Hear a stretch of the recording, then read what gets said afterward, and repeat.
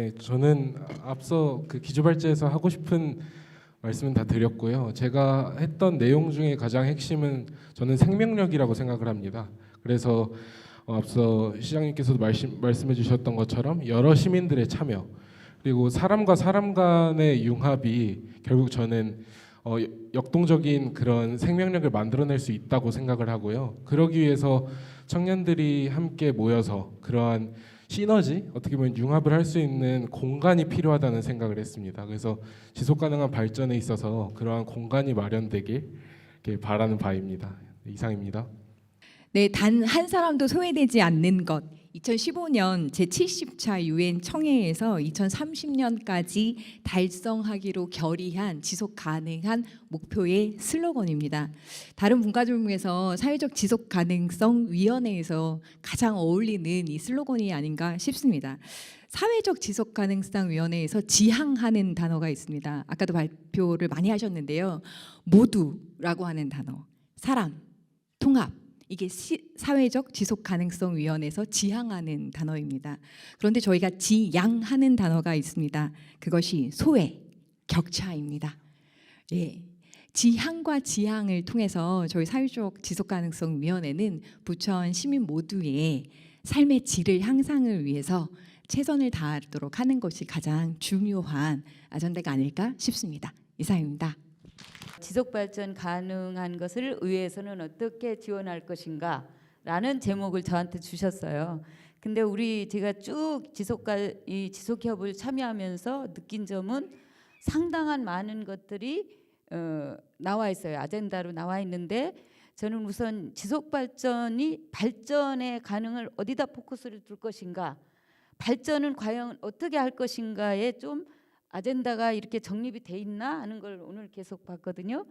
그리고 그에서 우리가 이제 인구에 대해 얘기가 많이 나왔고 경제에 대한 얘기가 이제 많이 나왔어요. 그다음에 문화. 그럼 부천은 인구와 경제와 문화이구나 이런 생각이 들었거든요. 그렇다면 문화는 어차피 우리가 어떻게 부천은 문화도시 유네스코 창의 도시로 돼 있기 때문에 지속적으로 가능이 될 것 같습니다. 제가 볼 때는 문화가 우리 부천을 이끌어가는 한 축이 되고 있고 또 우리가 삶의 질을 영위하기 위해서는 경제가 뒷받침돼야 하기 때문에 저희가 온세미 닥터 지금 5, 6, 9 증설하는 데 갔다 왔거든요. 참 좋더라고요. 그런 것들이 이제 계속적으로 부천에 좀 있었으면 좋겠다 하는 걸 제 생각했고 또 하나는 인구인데 연담 도시라고 저는 표현을 해요. 부천은. 그렇다면 부천의 우리 인구를 지금 70만, 80만으로 돼 있고 외국인 포함해서 한 82만 정도가 됩니다. 그렇다면 인구가 54.평방킬로미터 안에 그래도 인구 밀도는 1위가 되고 있어요. 과연 이것이 어떻게 살아갈 것인가는 우리가 좀 더 논의가 필요하다고 봅니다. 그래서 부천이 인구가 그렇게 지금 적은가? 얘는 저는 의심이 약간 돼요. 괜찮다 아직은. 그런데 이것들을 다 엮어내서 부천에서 살고 먹고 또 행복해지려면 어떻게 할 것인가는 우리 다 같이 노력하고 또 앞으로 우리가 해나갈 일인데요. 저희가 이제 세수 걱정을 우리도 많이 하고 또 하기 때문에 다 연결고리가 됩니다. 그래서 저희는 시에서는 그런 것들을 조밀하고 또 꼼꼼히 살피고 해서 좀 더 많은 사람들이 행복을 영위할 수 있도록 또 지속 가능한 발전을 할 수 있도록 최대한의 노력을 하겠습니다. 감사합니다. 저는 그러니까 3학년 아이를 둔 엄마예요. 그러면 이제 아이가 10살이거든요. 그러면 앞으로 50년 후에 아이가 60세가 됩니다. 그러니까 가끔 이런 생각을 하거든요. 그러니까 아이가 60세가 됐을 때 우리가 부천시가 추구하는 지금 50년 후의 미래를 지금 이야기하는데 그 아이에게 어떤 부천시를 안겨줄 수 있을까? 그 아이에게 남겨져 있는 환경은 무엇이고 그 아이의 또 자손들에게 남겨질 교육 환경은 무엇이고 이런 고민들을 하고 뭔가를 그려봅니다. 그러니까 마찬가지인 것 같아요. 부천시 지속발전가능협의회가 어떠한 궁극적인 목표 하에서 우리가 무엇을 이야기하는지에 대한 거대 담론에 대한 부분이 좀 있어야 될 것 같고요. 그리고 두 번째는 실상 우리가 이렇게 토론을 많이 합니다. 벌써 사회분과, 연구분과 여러 군데에서 토론을 다 1회 이상 하였는데 이게 우리가 토론을 하는 이 과정이 좋아요. 좋은데 그게 어떻게 의회로 넘어오고 어떻게 집행부로 넘어가고 어떻게 이게 실천이 되느냐가 저는 가장 중요하다고 봅니다. 우리가 논의한 이야기들이, 우리가 논의한 이 건강한 논의들이 다시 집행부로 들어가서 정말 아까 말씀하신 한 개의 부서에서 한 개라도 실천을 할 수 있는 그 과정이 된다면 저는 지속협의 성공했다고 봅니다. 우리의 토론이 우리가 그치지 않도록 정말 현실적인 문제를 여기 많은 나온 것 중에 어떤 한 개라도 실천 과제를 집행부에게 던져주시기 바랍니다. 그래야 우리가 성과가 있고 그것을 이루었다고, 우리가 함께 목표를 이루었다고 나중에 결과를 발표할 수 있을 거라고 봅니다. 그런 과정에서 의회에서는 어제 저녁에 이제 우리 오산 사무국장께서 카톡이 딱 오더라고요. 의회에서 의원님들이 해줄 수 있는 일을 좀 말씀해 주세요라고 하더라고요. 주제가 매우 축소돼서 좋았습니다. 여러분들께서 만들어 주시면 그것을 집행부가 실천하도록 하는 역할을 의회가 하도록 하겠습니다. 그래서 그 역할이 분명히 해서 부천시 지속협의 뭔가 제대로 성과를 이뤄내시기 바라고, 여기 보시면 다 저 혼자 빨간데 우리 지속협의 국민의힘도 더불어민주당도 진보당도 정의당도 누구도 함께 모두가 와서 할 수 있는 그런, 아니 정말 저는 다 왔으면 좋겠어요. 그러니까 혹 특정한 그런 것이 아니라는 것을 이곳에서 꼭 잘 만들어 주시기 바랍니다. 고맙습니다. 네, 안녕하십니까. 생활경제과장 이미숙입니다. 기업하기 좋은 도시 부천을 만들기 위한 박형준 한국기업인증 원장님 발표 잘 들었습니다. 그 발표에서 살펴본 바와 같이 그 화성시의 경우 기업 유치와 동탄 도시 활성화, 정주 인구 유입, 그리고 재정 자립도 전국 시군구 1위를 기록하고 있는 자치단체로 성장하였습니다. 이러한 화성시의 성공 요인 중 하나로 부천시의 무려 13배에 달하는 면적에 있지 않을까 생각됩니다. 그 면적이 넓으니까 이제 기업 유치도 되고 정주 인구가 늘면서 세수가 확장되는 지역 선순환 체계가 구축된 것으로 생각됩니다. 우리 부천시에서는 이러한 열악한 조건 하에서도 우량 기업 유치와 정주 인구 확장을 위해 정책 역량을 집중하고 있으며 그 기업 정책에 대해서 간단히 말씀드리겠습니다. 우리 시는 첨단 우수 기업을 적극적으로 유치하기 위해서 심혈을 무척 기울이고 있습니다. 그동안 노력한 결과 대규모 외국인 투자 기업인 온세미 컨덕터 코리아와 SK 그린 테크노 캠퍼스 유치 등 소기의 성과를 이룰 수 있었으며 경제 자족 도시로서의 도약을 준비하고 있습니다. 또한 대장 신도시 내의 친환경 선도 기업인 SK 그린 테크노 캠퍼스를 토대로 대장 도시 첨단 산업단지를 조성할 계획으로 SK 그룹 산하 7개 연구 개발 관련 기업들이 들어설 SK 그린 테크노 캠퍼스가 선도 기업으로서 자리 잡고 부천 지역 기업이 이와 맞물려서 돌아가는 선순환 성장 구조 구축을 기대하고 있습니다. 아울러 역곡 공공 택지 지구 내 자족 영지의 지식, 문화, 정보통신 산업 등 첨단 기업을 유치할 예정이며 대장 산업 단지와 약대 부천 테크노파크를 연결하는 4차 산업 융합 단지를 조성하여 신성장 산업, 로봇, 헬스케어, 정밀 의료, 뷰티 산업 등의 동력을 다져가고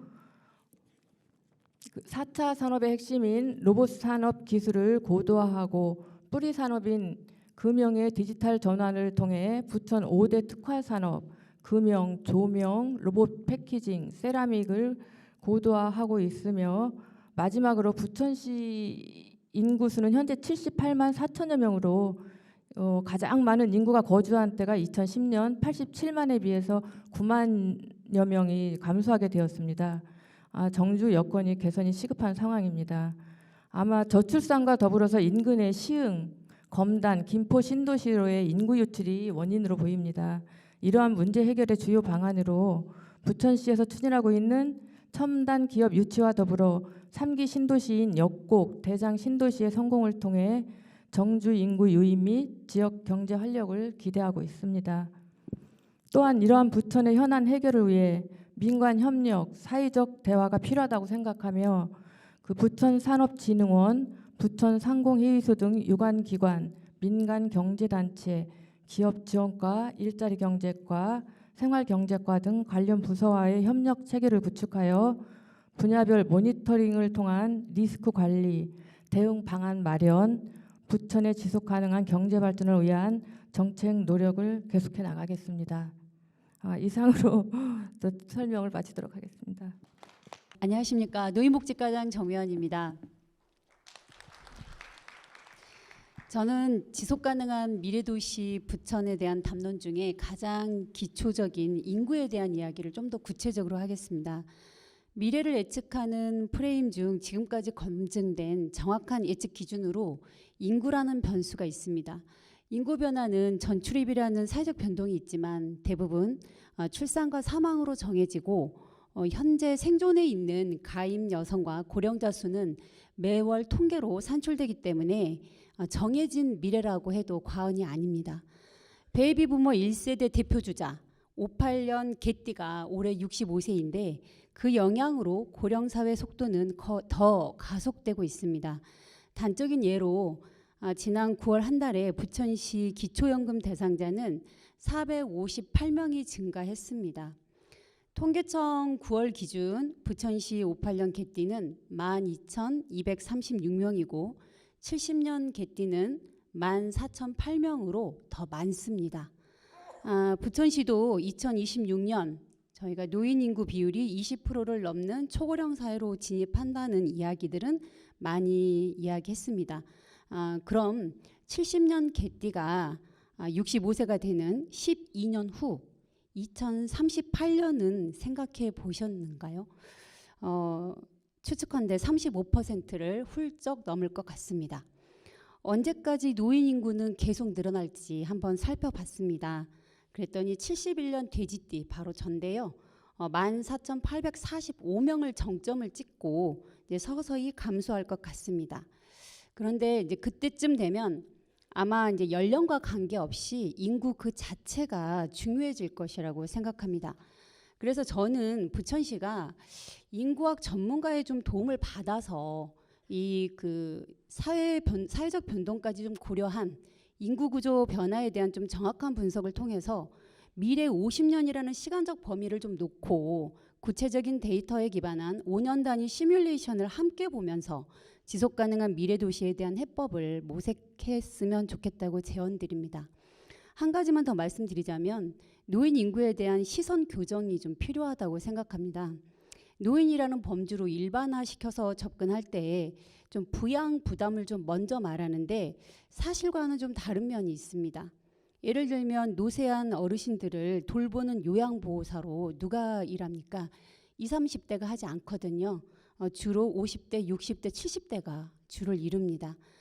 또한 노인 일자리 통해서 현재 6,440명의 어르신들이 학교 경로당 급식 지원도 하시고 어린이집 지원도 하시고 공원 관리하시고 노노 케어하시고 정말 지역사회에 필요한 일들을 많이 하고 계세요.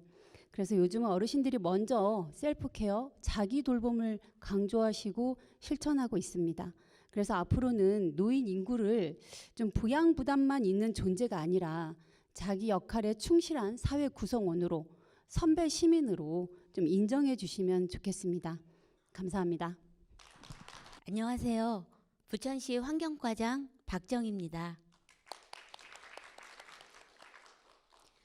산업화 이전 대비 지구 평균 기온이 1.5도 상승하면 폭염, 홍수, 가뭄, 생태계 서식지 상실 등 많은 위험을 예고하고 있어 기후변화에 대한 관심과 그리고 탄소 중립은 지속 가능한 발전을 위한 중요한 현안입니다. 이와 같이 탄소 중립 사회로의 전환이 요구됨에 따라 정부에서는 관련법을 제정하고 탄소 중립 녹색 성장 추진 전략을 수립하였는데요. 탄소 중립의 실질적인 이행 주체는 지방자치단체입니다. 부천시도 2021년 5월 2050 탄소중립 선언을 기점으로 22년 10월 탄소중립 기본법에 근거한 조례를 제정하였으며 금년도에는 탄소중립 녹색성장위원회 구성과 탄소중립 녹색성장 기본계획 수립을 진행 중에 있습니다. 정부 계획에 맞춰 기준 연도인 2018년 대비 2030년도까지 온실가스를 40% 감축하고 2050년도에는 탄소 중립을 달성한다는 목표입니다. 우리 모두 목표 수립에 대한 왜는 공감할 수 있는데 문제는 누가 어떻게 지금의 편리함을 버릴 수 있을까 하는 문제입니다. 이 문제에 대한 해답을 우리 부천시는 민간 협력을 통해 찾아 나가겠습니다. 부천시 탄소중립계획 수립 전인 작년 11월 시민소통 토론회를 개최하여 에너지 건물, 도로 수송, 공원 생태, 산업, 폐기물, 환경교육, 홍보 등 7개 분야 27개의 정책 제안을 시민과 함께 도출한 바 있고요. 지난 화요일 착수 보고회에서도 시민 의견 수렴을 위한 포럼을 통해 학계, 산업계, 시민사회, 청년 등 이해 관계자와 미래 세대를 포함한 지역사회가 참여하여 부천형 탄소중립 녹색성장 기본계획이 수립될 수 있도록 의견을 모았습니다. 앞으로도 부천시의 다양한 주체가 공공이익의 관점에서 협력하고 그리고 조정하면서 문제 해결을 하는 환경 거버넌스를 통해 지속 가능한 부천시가 될 수 있도록 노력하겠습니다. 감사합니다.